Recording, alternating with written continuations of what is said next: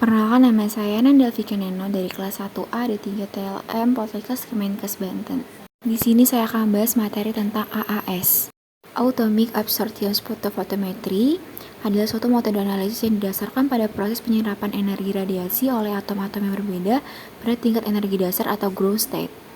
Fungsi bagian alat AAS yang pertama adalah sumber radiasi resonansi, yang digunakan adalah lampu katoda berongga. Selanjutnya ada atomizer yang terdiri atas nebulizer atau sistem pengabul, spray chamber, dan burner. Nebulizer berfungsi untuk mengubah larutan menjadi aerosol dan spray chamber berfungsi untuk membuat campuran yang homogen. Burner berfungsi sebagai pengubahan kabut atau uap garam yang akan dianalisis. Monokromator berfungsi untuk memisahkan radiasi resonansi. Detektor berfungsi untuk mengukur radiasi yang ditransmisikan. Signal recorder adalah sinyal listrik yang keluar dari detektor yang dapat menggambarkan otomatis kurva absorpsi. Lampu katoda berfungsi sebagai sumber cahaya untuk memberikan energi sehingga unsur logam yang akan diuji akan mudah tereksitasi. Selanjutnya ada tabung gas yang berisi gas asetilin. Selanjutnya ada ducting, merupakan bagian cerbong asap yang menyedot asap atau pembakaran sisa AAS. Lalu ada kompresor untuk mensuplai kebutuhan udara yang akan digunakan, dan burner sebagai tempat pencampuran gas asetilen dan aquabides agar tercampur merata. Hal yang terakhir adalah buangan pada AAS. Berikut adalah cara penggunaan alat pada AAS.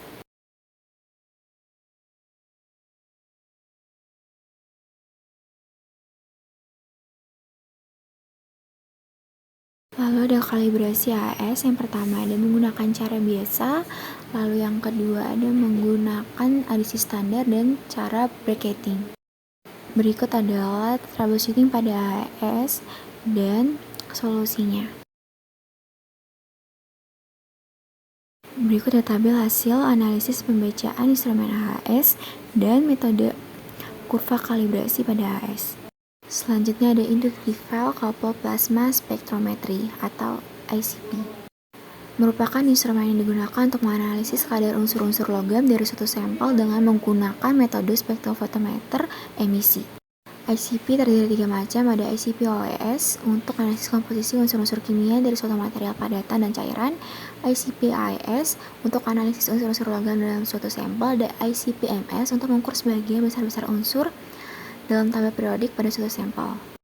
Fungsi bagian alat ICP yang pertama ada plasma sebuah sterilisasi ketika baru dinyalakan, lalu ada medan magnet untuk memberikan suatu gaya magnet pada muatan listrik bergerak pada dipol magnetik.